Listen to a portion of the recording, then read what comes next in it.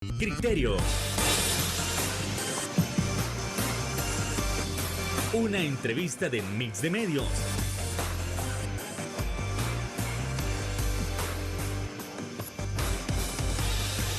Que aborda frontalmente los problemas de El Salvador con los verdaderos protagonistas y plantea soluciones.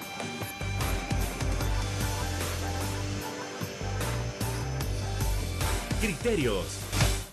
Hola, ¿qué tal? Muy buenas noches. Sean todos y cada uno de ustedes bienvenidos a una emisión más aquí en Criterios en este 8 de febrero. Qué verdadero placer que usted nos puede estar acompañando para poder abordar esos temas tan delicados y polémicos que han acontecido y siguen aconteciendo en estos días. Nosotros nos dedicamos a la tarea de intentar comparar qué es lo que decían las encuestas y específicamente la de la UCA con respecto a la realidad, qué es lo que se está percibiendo con los cambios electorales que sucedieron en todo este tiempo, cómo se han reflejado. La carencia de transparencia, que en la población despierta muchísimas dudas sobre si realmente esto ha sido una elección justa o no, y además, cómo se llevará el escrutinio final. Para ello, nosotros tenemos a nuestra invitada especial esta noche, quien es la directora del Instituto Universitario de Opinión Pública de la UCA, Laura Andrade. ¿Qué tal? Muy buenas noches. Encantado que nos pueda estar acompañando. Gracias por habernos aceptado la invitación. Vamos a entrar en materia, pero no sin antes enviar un fuerte abrazo de feliz cumpleaños a una persona muy, pero muy especial, como lo es Jenny Cermeño, que jamás se pierde el programa. Así que muchísimas felicidades y que sigas cumpliendo muchos años más. Entramos con ese primer punto entonces, como lo es la comparativa de las estadísticas, la comparativa de las encuestas. ¿Qué es lo que nos decía en primer lugar allá por noviembre, allá en enero? ¿Qué reflejaban las encuestas? Y al final, la realidad terminó respondiendo de la misma manera o hay una variación. Por favor. Bueno, quizás un punto importante de lo que las encuestas nos revelaban el año pasado y justo Sí. el último periodo en el que pudimos publicar según lo establecido por ley y lo que estamos enfrentando en estos momentos con el proceso electoral es básicamente una disonancia entre, por ejemplo, la opinión de la gente relacionada con la posibilidad de fraude. Ya en noviembre y en enero de este año veíamos cómo la mayoría de la gente pensaba que este proceso electoral sería limpio. Y cuando consultábamos cuál era la razón principal por qué la gente piensa que las elecciones iban a ser limpias, varias de las preguntas principales, de las respuestas principales que recibíamos estaban vinculadas a que el Tribunal Supremo Electoral estaba trabajando con el gobierno o que el gobierno tenía algún nivel de control en la autoridad electoral. Claramente vemos que hay justo en esta fase de escrutinio final muchos cuestionamientos, no solo con este periodo en el que ya la autoridad electoral determinó que se iban a abrir urnas, que se iban a contar papeletas voto por voto, sino también dudas en torno a fases anteriores al desarrollo de las elecciones y sin duda la evidencia de lo catastrófico que fue el procesamiento de datos el día de las elecciones, que tuvo serias implicaciones y que nos tiene en este momento de incertidumbre a 3 días de haber concluido el evento electoral. A ver, otra cosa elemental a analizar acá es también que el presidente de la República se proclama ganador, pero a ver, se entra en conflicto con la gente porque dice, bueno, pero ¿cómo pueden estar acusando al presidente de autoproclamarse si ya se sabía lo que iba a pasar? La respuesta es la misma. La cuestión es que se debía esperar a que el Tribunal Supremo Electoral diera el resultado oficial. Para muchos, y también las encuestas lo reflejaban, era obvio que el presidente iba a ganar y que el presidente no tenía mayor competencia. Por tanto, muchos se quedan preguntando, ¿era justo que el presidente anunciara 1 hora con 56 minutos después su victoria con el 85% más la de los 58 diputados? Bueno, creo que allí hay un exabrupto de parte del mandatario de trasladar una información que no está respaldada sobre datos oficiales que hoy por hoy únicamente el Tribunal Supremo Electoral está en la competencia para publicarlos. Recuerdo, al menos en esa noche de domingo, que no llevábamos ni el 50% de las actas procesadas cuando se emitió ese comunicado y cuando hubo una celebración generalizada en El Salvador del mundo. Sin embargo, el meollo del asunto es que el Ejecutivo no puede tener información con anticipación que el Tribunal Supremo Electoral no haya divulgado a toda la ciudadanía, porque es el tribunal el único mecanismo por el cual podemos notificarnos o informarnos sobre el proceso electoral. Creo que además de aventurado, no solo en términos de la elección presidencial, porque aún falta un 30% que se va a escrutar en este momento, sino también en el caso de la elección legislativa, donde en realidad no tenemos ni siquiera un porcentaje razonable para decir ya hay una tendencia establecida y sobre la cual es muy difícil que el resto de actas que faltan por procesar hayan una reversión de la misma. Realmente creo que ese ha sido el talante de esta administración en términos de pronunciarse sobre información oficial que le compete a otras instancias, y esto sin duda compromete la actividad del Tribunal Supremo Electoral, teniendo en cuenta de que hay una proclamación sobre la cual ya hay una expectativa, no solo a nivel nacional, sino también internacional, pero lamentablemente tenemos serias dificultades con el desarrollo no solo del escrutinio final, sino también con las decisiones que va a tomar el Tribunal Supremo Electoral en cuanto a las posibilidades de interponer una serie de recursos para que se esclarezcan primero todas las irregularidades vinculadas al sistema de procesamiento de datos, segundo, todas las irregularidades que se han advertido, han ocurrido con el sistema de voto en el exterior, tanto por internet como presencial, y por supuesto la necesidad de una auditoría que establezca de forma técnica cómo esas irregularidades ocurrieron y cómo el tribunal tomará medidas para que no vuelvan a ocurrir el 3 de marzo.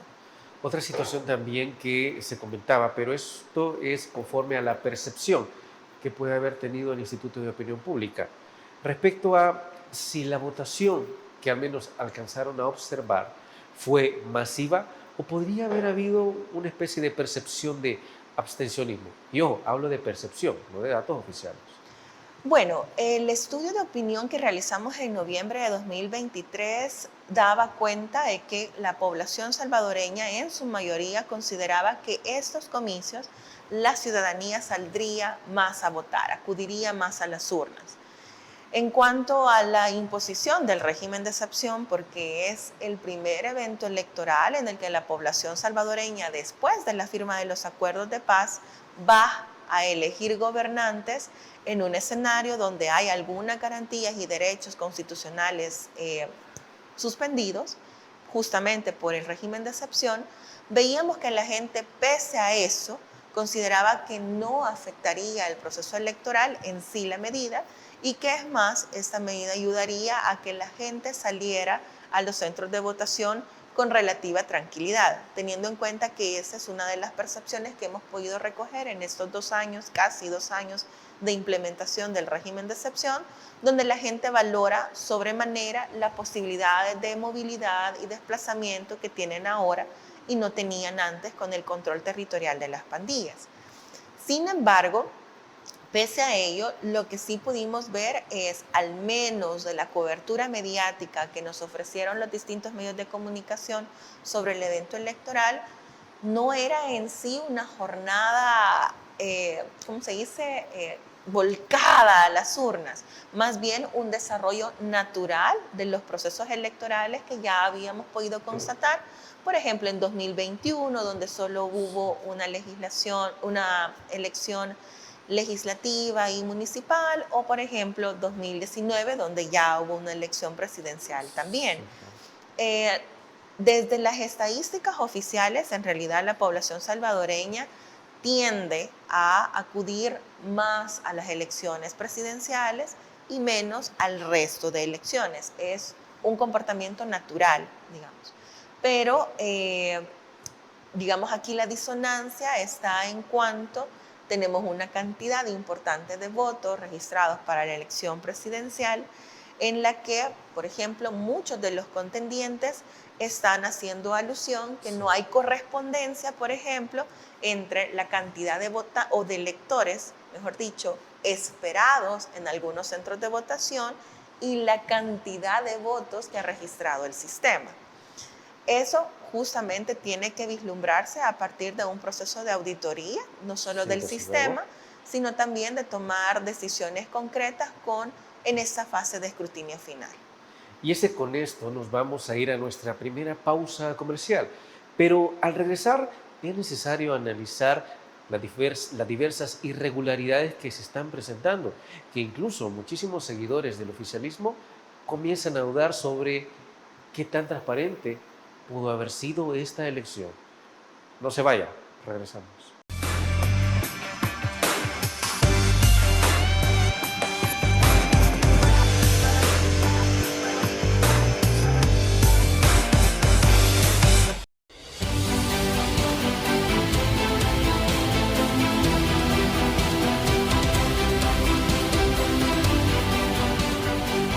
Nuestro compromiso, nuestra pasión, son algunas de las cosas que nos caracterizan como salvadoreños.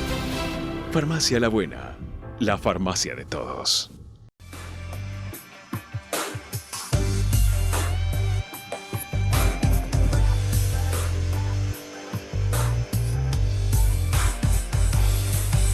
Para nadie es un secreto que en los últimos días se están descubriendo diversas irregularidades, incluso de parte de los mismos magistrados del Tribunal Supremo Electoral. Hace unos meses, algunos candidatos a diputados nos decían que no había posibilidad de que hubiera una especie de fraude. Sin embargo, ahora parte de la población lo está dudando. ¿Cómo se puede percibir esto como tal? Bueno, sin duda estas declaraciones tenían de una u otra forma sustento. Muchos de los contendientes en este proceso electoral hacían alusión a la demora en la entrega, por ejemplo, de la deuda política, lo cual desequilibra el escenario de la competencia electoral. También, ¿no fue un juego justo? Exactamente. También, lamentablemente, en El Salvador carecemos de una legislación que le permita, indistintamente del proceso electoral que se celebre, si es presidencial, legislativo, municipal o del Parlamento Centroamericano, la posibilidad a todos los contendientes de acceder a los medios de comunicación nacionales para que trasladen a través de estas plataformas su mensaje, sus propuestas a toda la ciudadanía, teniendo en cuenta que obviamente los recursos son limitados, hay partidos políticos que son más pequeños y, por ejemplo, otros países latinoamericanos que tienen esta medida procuran un balance en el acceso a los recursos, principalmente de comunicación, para llegar a la ciudadanía. Lo que veíamos al menos en nuestro estudio de noviembre de 2023 daba cuenta del desequilibrio de la cancha. Primero, más de la mitad de la población salvadoreña conocía apenas 4 de los 10 competidores en este proceso electoral que eran distintos al oficialismo y distintos a los partidos tradicionales, llámese Arena y FMLN. Ahí ya veíamos un desbalance en las posibilidades de la población salvadoreña de poder ejercer un voto informado. Porque si yo no conozco todas las alternativas que tengo disponibles para cada una de las elecciones, en realidad tengo únicamente una parte de la fotografía completa que me ofrece este escenario político. Lo mismo ocurría, digamos, en los registros que pudimos evidenciar en enero de este año. Nuestro último estudio de opinión daba cuenta que la población salvadoreña también tenía serias limitantes para comprender, o mejor dicho, condiciones para tener información clara sobre el proceso electoral. Si bien es cierto, veíamos que una buena parte de la gente conocía la reducción de los diputados a nivel nacional, a la hora de preguntarle a ese grupo de la gente cuál era la cantidad de diputados que se iban a elegir en su departamento, 7 de cada 10 dentro de ese grupo en realidad no podía dar el número correcto de diputados que se iban a elegir. Esto es grave en términos justamente de la posibilidad de la gente de elegir, de saber cuáles son las implicaciones también del voto que van a tomar. Lamentablemente esa es una de las deudas, me parece a mí, que el Tribunal Supremo Electoral ha tenido en este proceso, porque se necesita una importante campaña de formación cívica, no solo para conocer cuáles son las alternativas de voto que tengo a disposición como ciudadano, sino más bien cuáles son las implicaciones de elegir una u otra opción y cómo eso se traduce en la distribución de escaños que se hacen a partir de los votos obtenidos. Lamentablemente, esta ausencia de información oficial o educativa hacia la ciudadanía fue suplida por el partido oficial, otra vez de forma sesgada, de forma anómala, a lo largo de toda la campaña.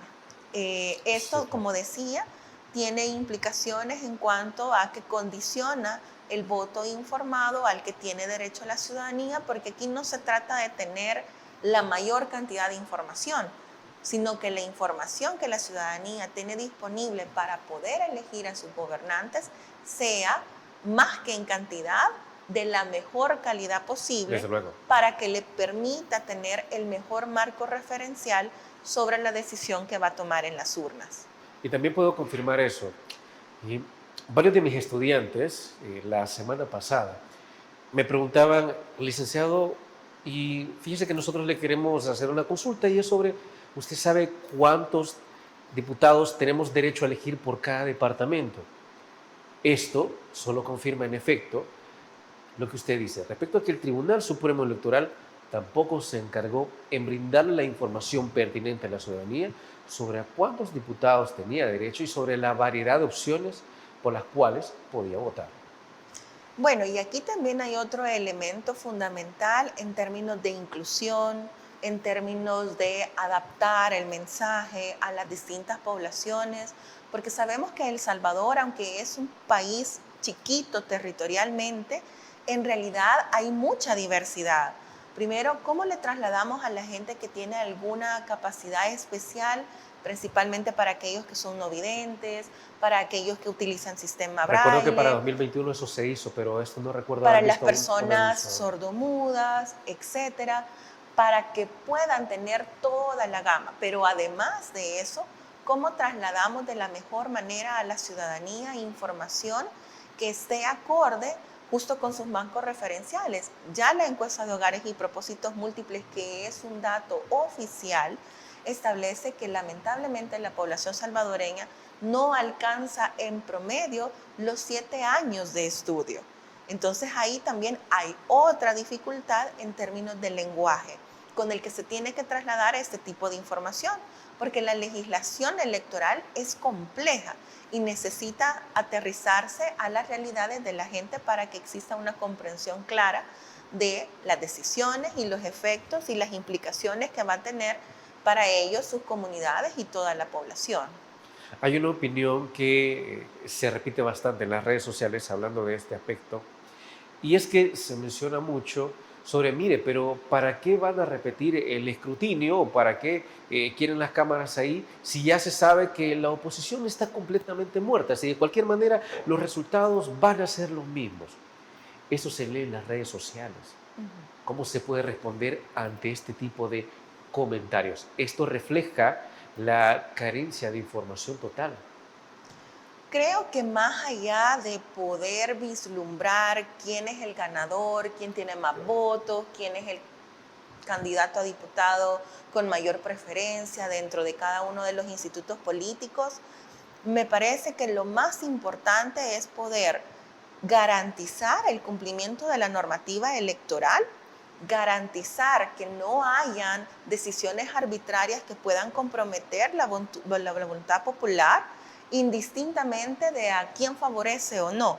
Creo que el respeto de los procedimientos, la claridad en los mismos, una toma de decisiones oportuna es fundamental para que uno no solo se desarrolle en las elecciones, sino también esta fase de escrutinio final.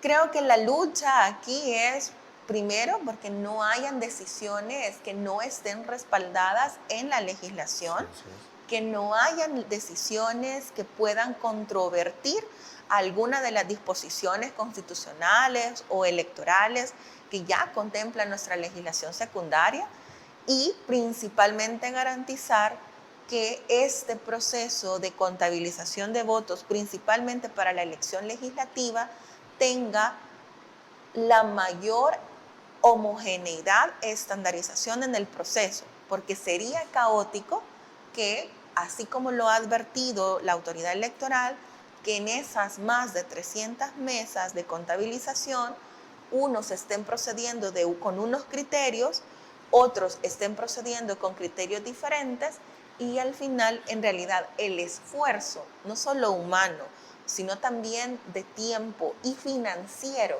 que implica el realizar el escrutinio final contando voto por voto,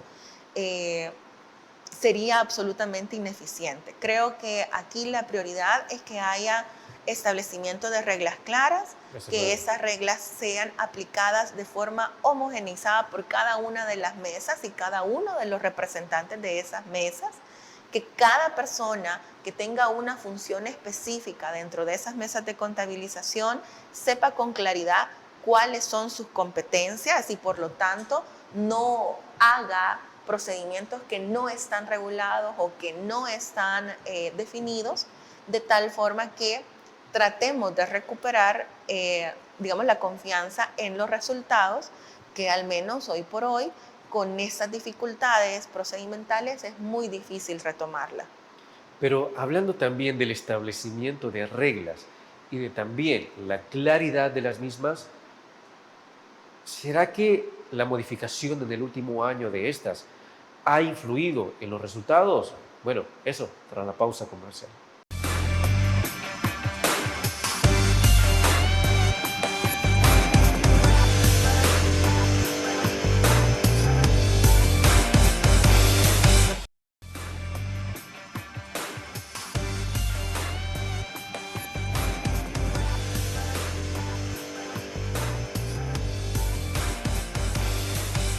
Así como cerrábamos el bloque anterior, ya lo dialogamos.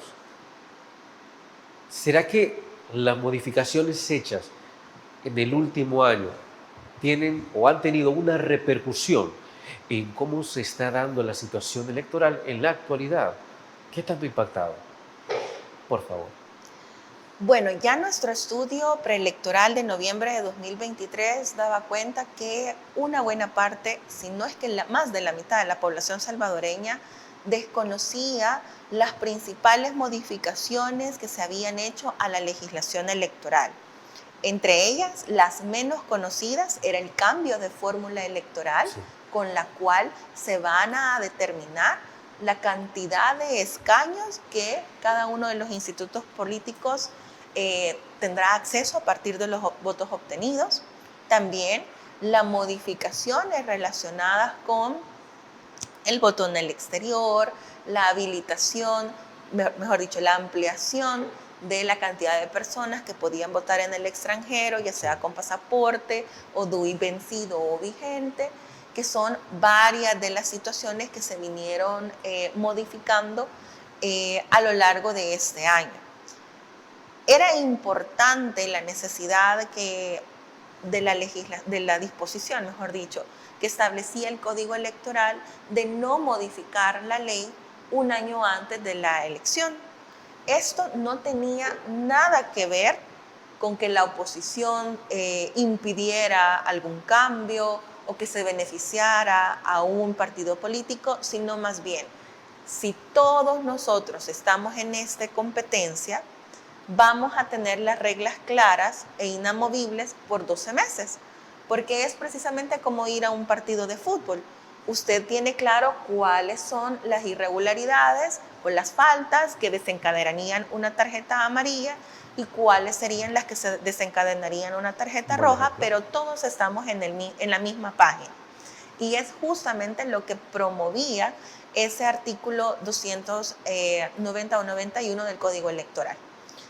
Cuando eliminamos esta disposición, el proceso empezó a sufrir una serie de modificaciones que, como lo veíamos, empezó con dividir el evento electoral en 2 fechas, empezó por decir que el evento presidencial se iba a celebrar junto con el legislativo, teniendo en cuenta que ya hay evidencia empírica a lo largo de la información oficial del Tribunal Supremo Electoral que el voto presidencial absorbe cualquier otra elección. Por lo tanto, lo recomendable, si vamos a dividirla, era dejar la elección presidencial solita y luego a celebrar las otras elecciones que son de consejos municipales, Parlacen y Asamblea Legislativa. Luego de eso empezamos a ver otra serie de reformas a lo largo del año en las que lamentablemente el Tribunal Supremo Electoral no ejerció su función de decirle a la Asamblea Legislativa sobre la base de lineamientos técnicos, esto es posible, esto no es posible, podemos hacer estas modificaciones para este evento electoral, pero todas estas reformas quizás sea más conveniente y sensato dejarlas para el siguiente proceso electoral por las implicaciones logísticas, por las implicaciones de capacitación de personal que implican, también por la inversión de dinero que requieren para su implementación. Lamentablemente, esta acción o decisiones no fueron tomadas en tiempo por el Tribunal Supremo Electoral y vemos cómo no solo el calendario electoral, que es nuestro checklist de cómo vamos avanzando a lo largo del proceso electoral, se incumplió de distintas formas. Por ejemplo, un botón. Estábamos mencionando en la sección anterior que una buena parte de los salvadoreños no podía determinar la cantidad de diputados que se elegirían en su circunscripción departamental. Pero también el Tribunal Supremo Electoral, al 29 de diciembre de 2023, colgó o publicó las últimas resoluciones en las que ordenaba la inscripción de candidaturas legislativas. Es impresionante porque se supone que ese proceso en el que evalúa todas las solicitudes de candidaturas, evalúa el cumplimiento de todos los requisitos de ley y toma una decisión de inscribirlas o rechazarlas, tenía que haber concluido 2 meses antes de esa fecha, aproximadamente.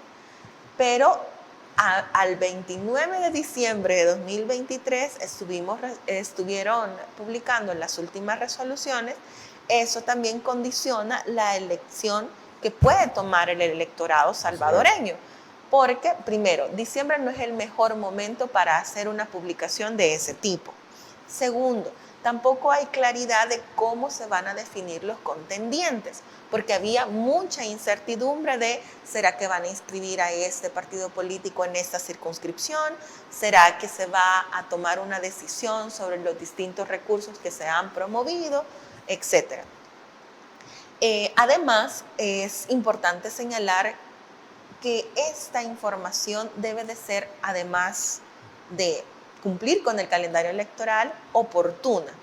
Y sin duda, eso no lo vimos, al menos con las inscripciones legislativas a partir del portal web del tribunal. Algo que también quiero recalcar es que recuerdo que aquí en el programa se dijo que el hecho de modificar o de permitir esos cambios, esas transformaciones un año antes de las elecciones, era para garantizarle la transparencia y garantizarle el sufragio al pueblo salvadoreño. Pero esta diputada también había mencionado que el hecho de no permitir los cambios era una vulneración y una violación al derecho del sufragio. Desde aquí podemos detectar una especie de irregularidad, de intentar vender como que es una violación no poder hacer cambios durante ese año. Yo diferiría con el criterio que usted me plantea. De hecho, justamente para garantizar el derecho de sufragio es importante que tanto los competidores como la población salvadoreña tenga claras cuáles son las reglas sobre las cuales Ojo, estoy va hablando a de las participar. opiniones de una candidata del oficialismo, ¿no? Sí, por eso le digo, Sí. personalmente difiero con ese criterio. Primero, porque es importante que todos tengan las reglas claras, cuáles son las condiciones con las que se va a cursar esa competencia, quiénes son los contendientes que van en esa competencia y cuáles son los recursos que se ponen a disposición tanto para competir como para elegir a los gobernantes.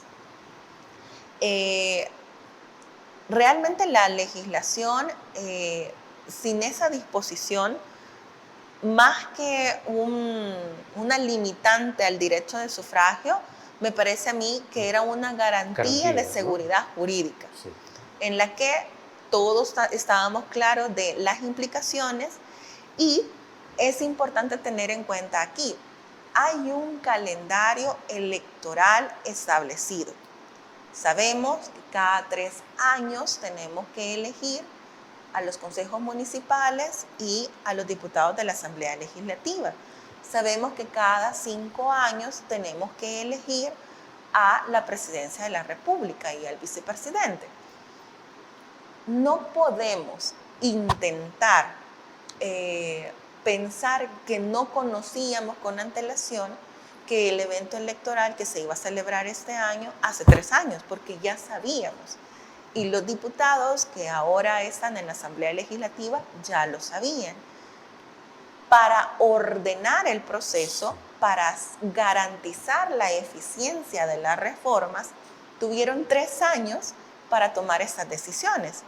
De tal forma que una vez con esas reformas, por ejemplo, las pudieron haber hecho hace 1 año y medio, sin necesidad de alterar el contenido de la legislación electoral, sin necesidad de ejercer una presión innecesaria, operativa, logística, de planificación al Tribunal Supremo Electoral y garantizando que si esas reformas se implementaron en tiempo, que puedan ser probadas, verificadas y validadas por cualquier auditoría externa o interna que determinara el Tribunal Supremo Electoral. Lamentablemente, ese escenario no se dio y es justamente los resultados que estamos viendo hoy por hoy. Ahora bien, si el Tribunal Supremo Electoral es el encargado de intentar siquiera defender la voluntad del pueblo salvadoreño y de defender las reglas del juego, ¿qué tanta ha sido su fuerza en estas elecciones? Pausa, regresamos.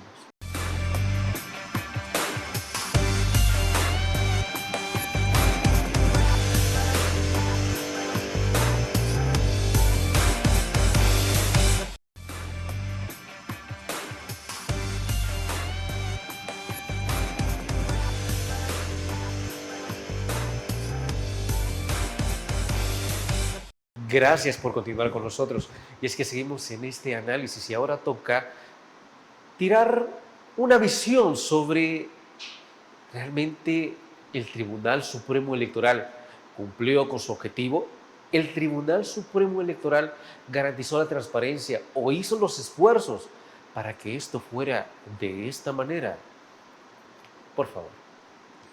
Bueno, a partir de los distintos estudios de opinión que hemos podido conocer y además los que hizo el instituto, al menos en estos últimos 6 meses, dan cuenta de que el Tribunal Supremo Electoral, si bien es cierto, había recuperado confianza ciudadana en poco tiempo, sí ya las respuestas de la gente daban en evidencia que la población salvadoreña advertía algún nivel de injerencia del Ejecutivo hacia el Tribunal Supremo Electoral.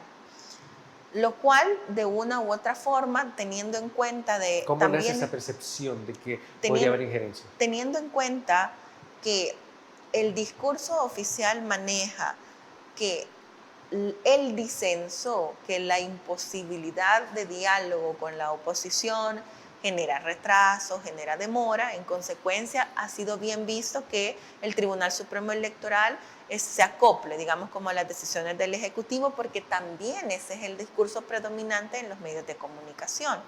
Sin embargo, en términos de la función de la autoridad electoral, vemos con preocupación cómo no ha habido una actividad de oficio para sancionar, por ejemplo, campaña adelantada, para sancionar el uso de recursos públicos en campaña. ¿Proselitismo en la misma elección? Así es.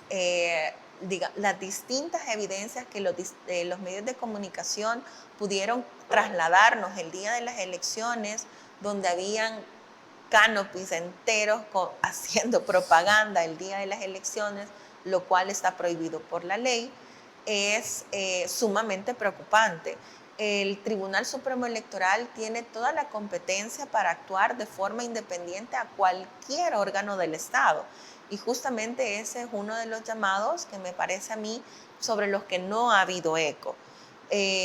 La necesidad de que haya pronunciamientos oportunos sobre las distintas vulneraciones o infracciones de ley que cometen los competidores durante el proceso es fundamental justamente para garantizar la credibilidad del tribunal.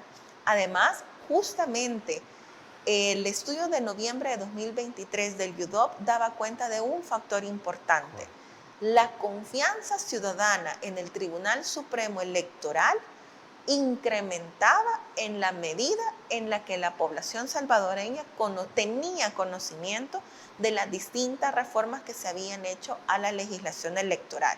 Pero si la población no conocía esas reformas, había un descenso significativo en la confianza hacia el Tribunal Supremo Electoral. Y aquí viene otra vez la necesidad de impulsar campañas de formación ciudadana, porque ahí existe la conexión entre la actividad tan importante que realiza el tribunal y la ciudadanía, porque no es una conexión que deba de perderse, por ejemplo, cuando concluye el evento electoral. Las campañas de formación ciudadana deben de ser permanentes, deben de ser inclusivas, deben de ser generalizadas en todo el territorio nacional, tratando de garantizar primero que la población salvadoreña domina el contenido de la ley, porque es nuestro derecho. Todos tenemos derecho a tener conocimiento de la ley, de la Constitución, de lo que significa mi voto y qué implicaciones tiene. Claro. Y eso no se limita a una fecha de celebración de elecciones. También algo que no se debe dejar de lado es qué es lo que están arrojando los observadores electorales internacionales. Es decir, algunos han detectado irregularidades o también hay quienes consideran que el proceso se ha vivido de una manera transparente. Las primeras percepciones, ¿cuáles son? Bueno, sin duda las misiones de observación internacionales y nacionales son fundamentales porque son medios de verificación del cumplimiento de la ley. Lamentablemente creo que en el caso de las observaciones internacionales, en este proceso no tuvimos el acompañamiento en las fases previas al evento electoral, en donde pudieron haber al menos recomendaciones más puntuales al Tribunal Supremo Electoral, por ejemplo, sobre el sistema de transmisión de datos. Si hubiéramos tenido ese acompañamiento, probablemente el tribunal hubiera dicho sí, pero esto seguramente será un problema el día de las elecciones y tengo que encontrar los mecanismos de contención, de validación, de verificación y de ajuste para que el día del evento electoral no tenga el caos que tuve, ¿verdad? También las misiones de observación nacional son fundamentales porque representan un canal de participación ciudadana activa en el proceso electoral. Sin duda también los distintos pronunciamientos, por ejemplo, que ha hecho la misión de la Organización de Estados Americanos sobre primero el nivel bajo de información oficial de parte del Tribunal Supremo Electoral sobre los escrutinios, es algo inédito en El Salvador. Realmente el Tribunal Supremo Electoral se había caracterizado por tratar de en cada proceso electoral tener un sistema de resultados lo más inmediato posible. De hecho, en las últimas elecciones legislativas tuvimos la oportunidad de ver escaneada el acta de escrutinio preliminar de cada JRB subida en el portal oficial del Tribunal Supremo Electoral, algo que lamentablemente no hemos podido ver en esta oportunidad. Por tanto, ¿está de acuerdo con estos organismos internacionales, con estas misiones de observación que realmente han dicho las cosas no han salido de la mejor manera posible?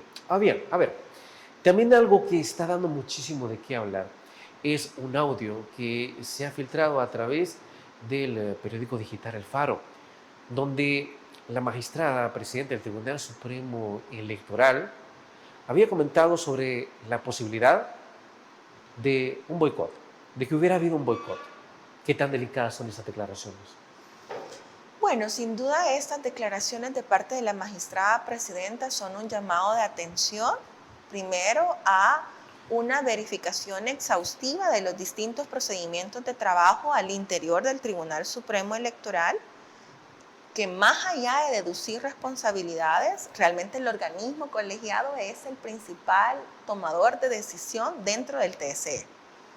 Indistintamente de que hayan direcciones, jefaturas, etcétera, también el tribunal como organismo colegiado tiene una responsabilidad directa en las implicaciones logísticas operativas del día del evento electoral.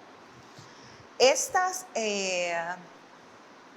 declaraciones que fueron públicas por este medio de comunicación, sin duda dan cuenta de la necesidad urgente de tener una auditoría. Muchos de los diputados contendientes en este proceso están hablando de una auditoría forense del sistema y considero que es fundamental. Primero, que sea independiente. Segundo, que determine cuáles son las condiciones de programación, de validación, de verificación de información, no solo del sistema de transmisión de datos a nivel nacional, sino también del sistema utilizado para voto en el Internet, porque no solo es, esta declaración de la magistrada presidenta hace alusión de que hubo un factor externo que desencadenó la inoperatividad del sistema, sino también que deja dudas en el sistema informático que se utilizó para el voto en el exterior, teniendo en cuenta que muchos medios de comunicación hicieron alusión de la duplicidad de votos, de que en realidad no se verificaba el reconocimiento biométrico, que era parte de los mecanismos de control que explicaban en su momento las autoridades del tribunal y que en realidad parece que no funcionaron de forma adecuada. Y es así como nosotros nos vamos a trasladar a nuestra siguiente pausa comercial. No nos cambien, que regresamos en breve.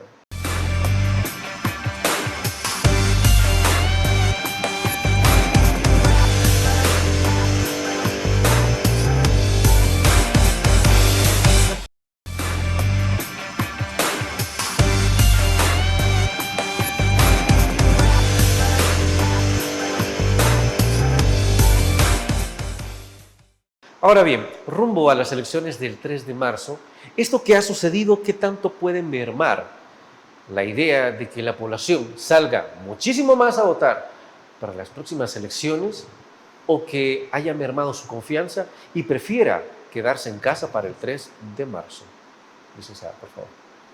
Bueno, ya nuestro estudio preelectoral de enero de este año daba cuenta de que hay un interés mayor, mejor dicho, había un interés mayor por acudir a las urnas en el evento presidencial y legislativo que ya celebramos versus el 3 de marzo que elegimos alcaldes, consejos municipales y diputados del Parlamento Centroamericano. Había una diferencia de más de 10 puntos porcentuales sobre ese interés. Ahora bien, teniendo en cuenta de que es probable que utilicemos el mismo sistema en la transmisión de datos, teniendo en cuenta que ya sabemos que hay dificultades logístico-operativas para la organización y distribución de los paquetes electorales, porque muchas de las irregularidades que han sido publicadas por los medios de comunicación en este domingo estaban vinculadas a que en las juntas receptoras de votos no tenían el papel de seguridad para poder levantar el acta de cierre y escrutinio preliminar.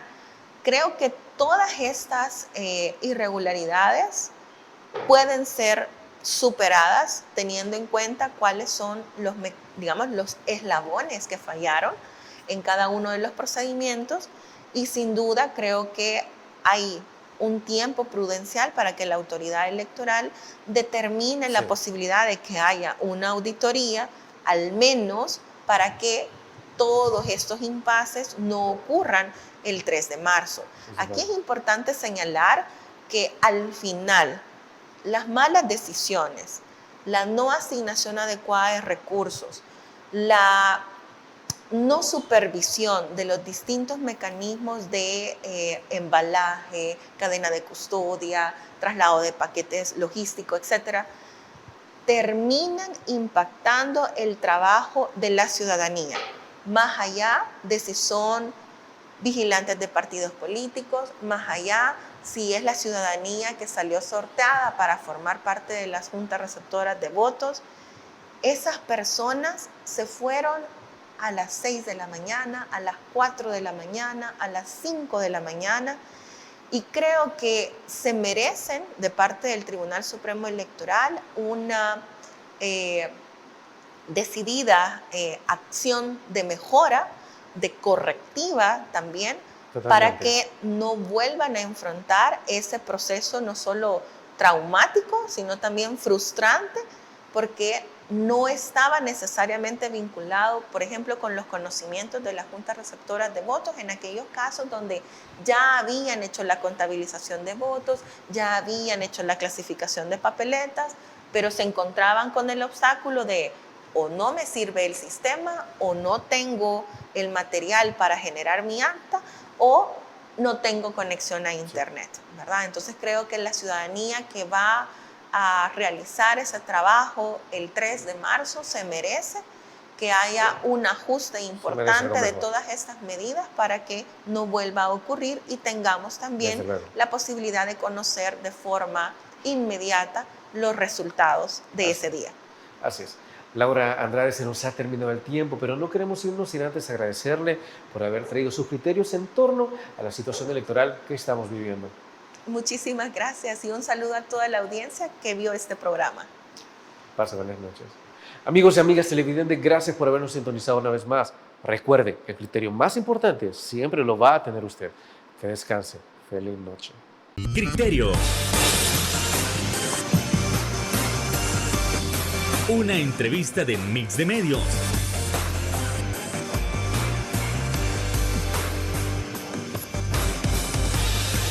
Que aborda frontalmente los problemas de El Salvador con los verdaderos protagonistas y plantea soluciones.